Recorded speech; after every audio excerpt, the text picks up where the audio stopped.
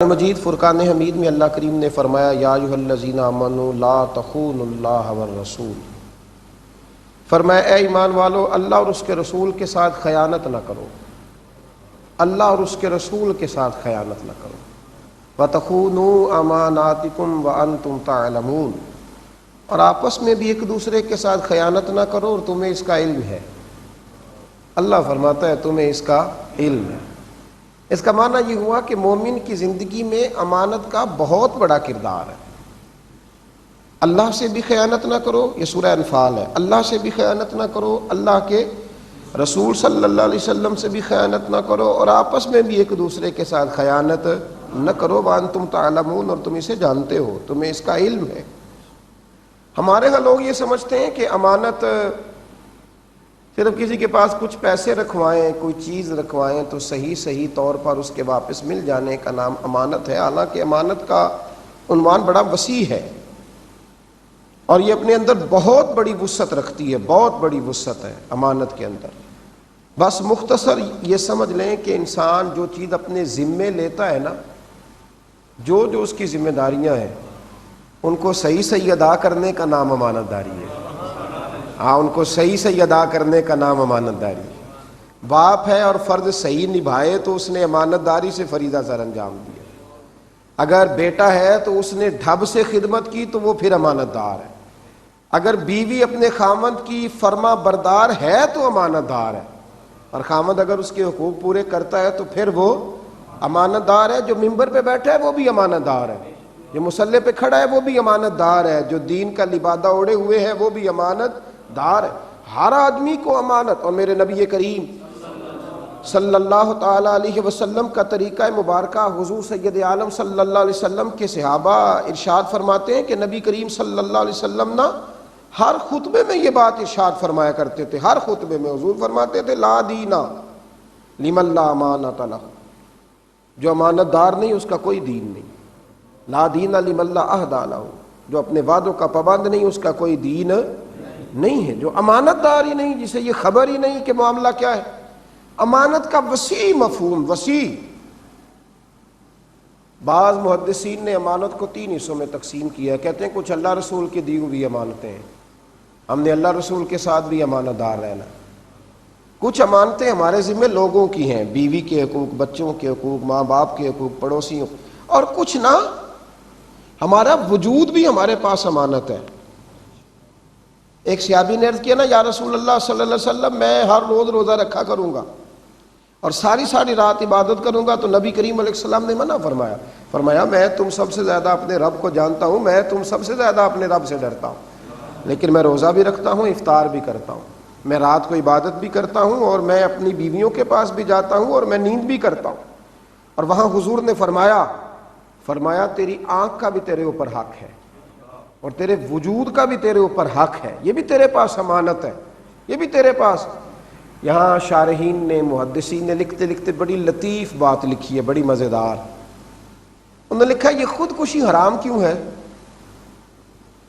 یہ خودکشی حرام کیوں ہے؟ وہ اس لیے حرام ہے کہ تو اپنے وجود کا مالک ہی نہیں، تو اپنی جان کا مالک ہی نہیں۔ تیری جان کے مالک تو اللہ رسول ہے۔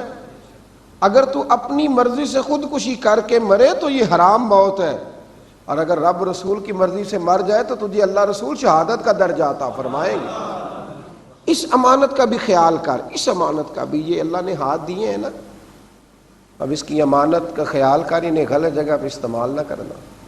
آنکھیں رب نے دی ہیں تو اللہ نے آنکھ کا اجر بھی دیا ہے، فرمایا تو بیت اللہ کو دیکھتے رہنا، میں تجھے عبادت کا درجہ دوں گا۔ تو قرآن کو دیکھتے رہنا، عبادت کا درجہ ملے گا۔ عالم کا چہرہ دیکھتے رہنا، اللہ اجر دیتا رہے گا۔ اور کچھ نہ ہو سکے تو گھر میں خوشی کے ساتھ، ان آنکھوں کے ساتھ ماں باپ کی زیارت کرنا، ایک بار خوش ہو کے دیکھے گا تو کامل حج کا ثواب ملے گا۔ تو یہ امانت ہے، اسے غلط جگہ پہ استعمال نہ کر۔ صحیح جگہ پہ استعمال کرے گا تو امانت دار ہے، اور غلط جگہ پہ اگر تو اس کو استعمال کرے گا تو نے غلط کیا۔ اس لیے قیامت کے دن آنکھ سے بھی، قرآن کہتا ہے آنکھ سے بھی سوال ہوگا، کان سے بھی سوال ہوگا، دل سے بھی سوال ہوگا، کیونکہ یہ امانتیں ہیں۔ امانت میں خیانت نہ کریں، غلط جگہ پہ استعمال نہ کریں۔ اللہ تعالیٰ کچھ لوگوں کو صلاحیت دیتا ہے بولنے کی، پیسے کمانے میں ضائع کر دیتے ہیں۔ اللہ تعالیٰ کچھ لوگوں کو صلاحیت دیتا ہے کچھ کر گزرنے کی، لیکن وہ ضائع کرتے ہیں اپنے آپ۔ تو میرے بھائی، میرے نبی کریم علیہ السلام نے امانت کے مفہوم کو بڑا وسیع کر کے بیان کیا۔ لوگ کہتے ہیں اس ملک میں فلاں مسئلہ بہت زیادہ ہے، اس وطن کا فلاں مسئلہ بہت زیادہ ہے، تو میں اکثر کہتا ہوں اس کا سب سے بڑا مسئلہ امانت دار ہونا ہے۔ اگر یہاں لوگ امانت دار ہو جائیں، دیانت دار ہو جائیں، یہاں اگر لوگ یہ سمجھنے لگیں کہ میں نے سارا کچھ دیانت داری سے کرنا ہے، تو پھر اللہ تعالیٰ انہیں نواز دیا کرتا ہے، پھر اللہ ان پر رحمت فرمایا کرتا ہے، پھر اللہ تعالیٰ کرم نوازی کرتا ہے۔ میرے نبی کریم علیہ السلام نے فرمایا کہ امانت کا مفہوم تو اتنا وسیع ہے، اتنا وسیع ہے کہ حضور فرمانے لگے مجلس کی گفتگو بھی امانت ہے۔ جب کسی جگہ راز کی گفتگو ہو رہی ہو، راز کی گفتگو، اور کہا جا رہا ہو کہ یہ بات یہی رہنی چاہیے، تو وہ بھی امانت ہے۔ اب کسی نے اگر مسالے لگا کر کے اس کو باہر جا کے بیان کیا تو وہ بھی خائن ہے، اس نے بھی اس میں سے خیانت کی، اس نے بھی غلط کیا، اس نے بھی بہت زیادہ اپنی جان پر ظلم کیا، اس لیے کہ مجلس کی گفتگو امانت تھی، اس امانت کا اسے خیال رکھنا چاہیے تھا۔ میرے رسول کریم سید عالم صلی اللہ تعالی علیہ وآلہ وسلم نے اس بات پر ایک الگ الگ عنوانات سے، الگ الگ پیرایوں میں حضور علیہ السلام نے بات ارشاد فرمائی، اور جب فرمایا کہ لوگ امانت دار ہو جائیں گے تو پھر انہیں کیا ملے گا؟ اللہ کے حبیب علیہ السلام فرمانے لگے کہ قیامت کے دن سوائے اللہ کے عرش کے سائے کے کوئی سایہ نہیں ہوگا، کچھ لوگوں کو اللہ تعالیٰ اپنے عرش کا سایہ عطا کرے گا۔ تو حبیب فرماتے ہیں ان میں سے ایک شخص وہ بھی ہوگا جسے اللہ نے امام بنایا تھا، اور پھر اس نے عدل کے ساتھ، امانت داری کے ساتھ لوگوں کے فیصلے کیے، پھر اللہ تعالیٰ اسے اپنے عرش کے قریب سائے میں جگہ عطا فرمائے، کیونکہ وہ امانت دار تھا، اس نے دیانت داری سے سارے کام کیے۔ جب اللہ تعالیٰ آپ کو امانتیں دے، کوئی منصب دے، کوئی موقع عطا کرے، اگر آپ کسی جگہ دیکھیں نا، عالم کی بڑی شان ہے لیکن اس کی ذمہ داریاں بھی تو بڑی ہیں نا۔ استاد کا بڑا مقام ہے کہ حضور نے فرمایا اللہ نے مجھے بھی معلم بنا کے بھیجا ہے، لیکن اس کی ذمہ داریاں بھی تو ہیں نا، اس نے ان کا بھی تو پاس اور لحاظ کرنا ہے نا۔ تو امانت دار رہیں، امین رہیں۔ میرے رسول کریم علیہ السلام کو جب محاصرہ کیا گیا نا ہجرت کی رات، آپ کو پتہ ہے جو کرایہ دار مکان چھوڑ کے جا رہا ہو نا، سب سے پہلے لوگ اس کو کہتے ہیں میاں میرے پیسے جمع کرا دو، تم تو جا رہے ہو۔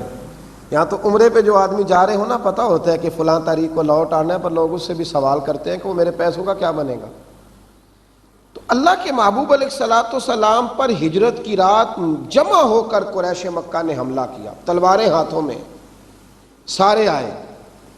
مزے کی بات یہ ہے کہ جتنے لوگ تلواریں لے کے آئے تھے نا، ان میں سے اکثر ایسے تھے جن کی امانتیں حضور کے گھر میں پڑی ہوئی تھی، امانتیں نبی کریم کے گھر میں پڑی ہیں۔ سیرت نگار لکھتے ہیں کہ ایک کافر نے دوسرے سے کہا میں نے تو سنا ہے تیری امانت بھی ان کے گھر میں پڑی اور تو شہید کرنے آ گیا ہے، تو شہید کرنے آیا حضور علیہ السلام کا معاذ اللہ، اور امانت حضور کے گھر میں پڑی ہے۔ تو ہاتھ میں تلوار ہے، حضور کو شہید کرنے آئے ہیں، پر کیا کمال ہے میرے مصطفیٰ کریم کی سیرت کا، وہ کافر حضور کے دروازے کے باہر کھڑے ہو کے کہنے لگے ہم معاذ اللہ مانتے نہیں تو الگ بات ہے، لیکن یہ بات تو پکی سچی ہے نا، اگر وہ شہید ہو بھی گئے تو ہماری امانتوں کو ضائع نہیں کریں گے، وہ کسی کے ذمے لگا کے جائیں گے، لگا کے۔ مجھے بتلائیے وہ جو نبی کریم علیہ السلام کے پاس امانتیں تھیں، وہ کیا ساری مسلمانوں کی تھیں؟ وہ کیا سب اہل ایمان تھے؟ اس وقت کٹھن مرحلے میں مولا کائنات شیر خدا علی المرتضیٰ رضی اللہ تعالیٰ عنہ کی حضور نے ذمہ داری لگائی، فرمایا علی میرے بستر پر لیٹ جاؤ۔ حضور مجھے ساتھ کیوں نہیں لے کر کے جا رہے؟ فرمایا یہاں لیٹ جاؤ، صبح لوگوں کی امانتیں واپس کر کے آ جانا، لوگوں کی امانتیں لوٹا کر۔ وہ جو مولا علی کو وہاں رکھا گیا، اتنی بڑی بات، اور اب امت خیال ہی نہیں کرتی، اب لوگ تصور ہی نہیں کرتے، اب تو معیار ہی بدل گئے۔ کہاں گئے وہ صوفیاء، وہ درویش، وہ لوگ جو اس قدر زیادہ امانت دار تھے، جو چیزوں کا اتنا۔ میں پڑھ رہا تھا محدث اعظم پاکستان مولانا سردار احمد صاحب رحمۃ اللہ علیہ کے جو شیخ تھے نا، ان کے شیخ حجت الاسلام مولانا حامد رضا خان صاحب بھی ہیں، ان سے پہلے وہ شاہ سراج الحق چشتی رحمۃ اللہ علیہ سے مرید۔ تو شاہ سراج الحق چشتی رحمۃ اللہ علیہ پولیس کے محکمے میں آفیسر تھے، تو درویش تھے، نیک تھے۔ کچھ لوگوں نے ان پر الزام لگا دیا کہ معاذ اللہ یہ بھی رشوت لیتے ہیں، امانت میں خیانت کرتے ہیں، اپنے عہدے کا ناجائز استعمال کرتے ہیں۔ تو جب ان کی انکوائری لگی، آفیسر نے بلایا تو اس نے کہا آپ پر یہ الزام ہے کہ آپ یہ کام کرتے ہیں۔ تو شاہ صاحب خاموش ہیں، جو لوگ سچے ہوتے ہیں انہیں زیادہ دلائل نہیں دینے پڑتے۔ شاہ صاحب خاموش ہیں۔ کہا جناب آپ بولتے کیوں نہیں؟ تو آپ فرمانے لگے مجھے چھوڑو، یہ جس گھوڑی پر میں سواری کرتا ہوں نا، یہ حرام کا چارہ اسے بھی ڈالو تو یہ بھی نہیں کھاتی، اس لیے کہ میں امانت دار ہوں، میں نے کبھی اسے چارہ بھی حرام کا نہیں کھلایا، چارہ بھی۔ تردامنی پہ شیخ ہماری نہ جائیے، ہم دامن نہ چھوڑ دے تو فرشتے وضو کرے۔ کوئی ایسی بات ہے سب لوگ ایک طرح کے ہیں؟ فرمایا میری گھوڑی بھی ناجائز پیسوں کا چارہ نہیں کھاتی۔ تو وہ آفیسر ہنسنے لگا، کہنے لگا صوفی صاحب بات تو ٹھیک ہے پر ہے بڑی مشکل، ایک گھوڑی بھی نہ کھائے۔ فرمایا چلو تم تجربہ کر لو۔ وہ کسی کھیت سے مالک کی اجازت کے بغیر چارہ کاٹ کے لے آئے، گھوڑی کے آگے ڈالا تو گھوڑی نے منہ دوسری جانب کر لیا۔ تو وہ جلدی ماننے والے لوگ نہیں نہ ہوتے، وہ کہنے لگا ہو سکتا ہے اسے بھوک نہ ہو سکتا ہے ایسا نہ ہو۔ تو حضرت فرمانے لگی ابھی جاؤ اور مالک کو جا کے بتاؤ کہ ہم نے تیرے کھیت سے چارہ اٹھایا ہے، تو اجازت دیتا ہے گھوڑی کو کھلا لے۔ تو جا کے کھیت کے مالک کو کہا گیا کہ پولیس کے فلاں آفیسر نے چارہ لیا ہے ایک گھوڑی کو ڈالنے کے لیے، تو کیا آپ اجازت دیتے ہیں؟ اس نے کہا میری طرف سے اجازت ہے، کھلا لو۔ ابھی چند منٹوں کے بعد جب آ کے بتایا گیا نا تو حضرت نے گھوڑی کی طرف دیکھا، فرمایا حلال ہو گیا ہے، مالک کی اجازت ہو گئی ہے۔ تو گھوڑی نے کھانا شروع کر دیا۔ تو حضرت فرمانے لگے میں محمد عربی صلی اللہ علیہ وسلم کا غلام، میں نبی پاک کا کلمہ پڑھتا ہوں، یہ کیسی بات ہوئی کہ میں اپنے عہدے میں خیانت کروں گا؟ اور فرمایا ہم تو وہ مسلمان ہیں کہ ہمارے جانوروں کو بھی ہم حرام کا چارہ نہیں کھلاتے، اور بجائے اس کے کہ ہم اپنے بچوں کو ناجائز مال کھلائیں گے، ہم امانتوں کی حفاظت کرتے ہیں، دیانتداری سے چلتے ہیں۔ میرے بھائی یہ جو عہدے ہوتے ہیں ہمارے پاس، یہ جو منصب ہوتے ہیں، یہ بہت بڑی امانت ہے۔